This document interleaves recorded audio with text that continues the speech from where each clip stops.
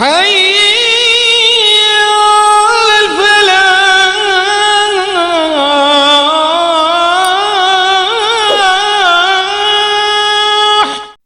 سفر المظفر کے بارے میں سوال کیا گیا ہے۔ لوگ کہتے ہیں کہ سفر المظفر نحوست کا مہینہ ہے۔ ناظرین، سفر المظفر اسلامی سال کا، اسلامی کیلنڈر کا دوسرا مہینہ ہے۔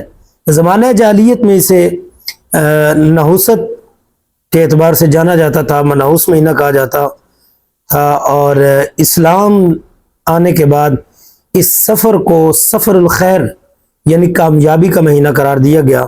لیکن افسوس، وہی جو نسل در نسل پہلے زمانہ جاہلیت میں ذہنیت تھی، سوچ تھی، وہ نسل در نسل آگے قوموں کے اندر رائج پکڑتی گئی، اور آج بھی بعض لوگ جہالت کی بنیاد پر سفر المظفر کو منحوس مہینہ کہتے ہیں۔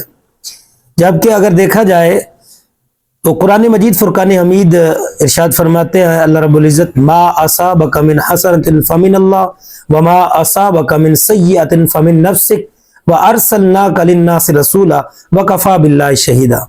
اور جب تمہیں کوئی نیکی پہنچے تو جان لے کہ وہ تیرے رب کی طرف سے ہے، جب کوئی برائی پہنچے تو وہ تیرے اپنے نفس کی طرف سے ہے، اسے اپنے نفس کی طرف منسوب کر۔ وَأَرْسَلْنَاكَ لِلنَّاسِ رَسُولًا، اور اے محبوب ہم نے انسانوں کی طرف تمہیں رسول بنا کر بھیجا۔ وَكَفَى بِاللَّهِ شَهِيدًا، اور اس پر اللہ گواہ ہے۔ ناظرین، ایک مثال عرض کرتا ہوں۔ ہر کوئی جانتا ہے کہ فجر کا وقت خیر کا وقت ہے۔ اس وقت اللہ رب العزت کی رحمتیں تقسیم ہوتی ہیں، رزق بانٹا جاتا ہے، اور لوگ یہاں دو قسم کے ہیں۔ ایک وہ جو فجر کے وقت اٹھ کر اللہ رب العزت کی رحمتوں اور لطف و کرم کو لوٹتے ہیں، اور کچھ وہ جو اس وقت کو ضائع کرتے ہیں اور سوئے رہتے ہیں یا اللہ العاب میں ادھر ادھر ضائع کر دیتے ہیں۔ اب جو فجر کے وقت آ رہے ہیں وہ خیر کو پا رہے ہیں، لیکن جو فجر کے وقت نہیں آ رہے وہ خیر کو نہیں پا رہے۔ تو اب اس کا مطلب یہ تو نہ ہوا کہ فجر کا وقت نعوذ باللہ منحوس ہوا، نہیں، فجر کا وقت خیر ہی خیر ہے، اس لیے کہ وہ احادیث سے ثابت ہے فجر کا وقت خیر ہی خیر ہے۔ اب جو آئے گا وہ خیر کو پا لے گا، جو نہیں آئے گا وہ خیر کو نہیں پائے گا۔ اس کا اپنا عمل منحوس ہے جس عمل نے اسے خیر کی طرف آنے نہیں دیا۔ اسی طرح سفر المظفر کا مہینہ خیر ہی خیر ہے، باقی مہینوں کی طرح یہ بھی برکتوں والا مہینہ ہے، یہ بھی خیر کا مہینہ ہے۔ البتہ اگر اللہ اور اس کے رسول کے احکامات کے مطابق چلیں گے تو انشاءاللہ خیر نصیب ہوگی، نہیں چلیں گے تو پھر بے برکتی برکتی ہوگی۔ کیوں؟ اس لیے کہ زمانہ جاہلیت میں جو لوگ عرب والے تھے وہ حرمت والے مہینے ذیقعدہ، ذوالحج اور محرم میں جنگ و قتال چونکہ بند ہوتا تھا، اور محرم کے فوراً بعد سفر المظفر کا مہینہ شروع ہوتا، تو سفر کے مہینے میں پھر وہ قتل و قتال کے لیے نکل جاتے، ان کے لوگ مارے جاتے، عورتیں بیوہ ہو جاتی، بچے یتیم ہو جاتے۔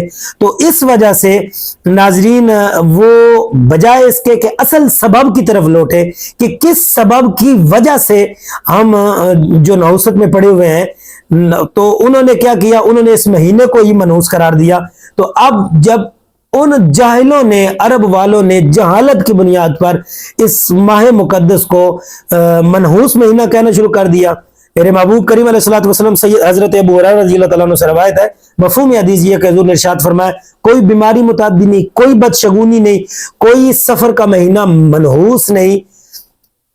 ناظرین، اس بات کو ذہن نشین کر لے کہ سفر المظفر کا مہینہ خیر ہے، اس میں سفر بھی کر سکتے ہیں، اس میں شادی بیاہ بھی کر سکتے ہیں، اس میں اپنے نئے کام، اگر خیر کا کام کو شروع کرنا چاہتے ہیں تو وہ بھی کر سکتے ہیں۔ واللہ اعلم بالصواب۔